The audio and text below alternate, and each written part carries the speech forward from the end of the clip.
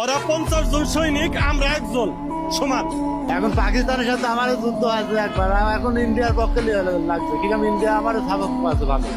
আমি যেহেতু মুসলমান, আমি মুসলমানকে সাপোর্ট করবো। পাকিস্তান আসলে আমরা মুসলমান ভাই, মুসলমান জাতি হিসেবে আমরা তো মুসলমান হিসেবে পাকিস্তানকেই সাপোর্ট করি। আমরা অবশ্যই দোয়া করি ইনশাআল্লাহ পাকিস্তান যাতে জয়ী হয়। ভারত পাকিস্তান চলমান যে সংঘাত, সেই সংঘাতে আসলে আপনি কোন দলকে সমর্থন করেন, পাকিস্তান না ভারতকে? আমি পাকিস্তানকে সমর্থন করি। কি কারণে পাকিস্তানকে সমর্থন করেন?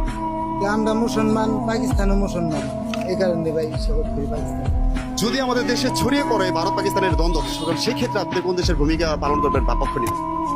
আমরা আসলে আমাদের দেশের রক্ষার্থে যদি এরকম কোনো কিছু শুরু হয়, তাহলে আমরা দেশের স্বার্থে আমরা যেটা ভূমিকা পালন করা দরকার আমরা সেভাবে কাজ করবো। আমি সবসময় পাকিস্তানকে সাপোর্ট করবো ইনশাআল্লাহ। কি কারণে পাকিস্তানকে সমর্থন করেন? কারণ মুসলিম দেশ, আমরা মুসলিম সব দিক দিয়ে, আর পাকিস্তান যাই করছে না করছে আমাদের কাছে ক্ষমা দিচ্ছে, তারা মাপ চেয়েছে, সবকিছু মিলে এই জন্য পাকিস্তানে।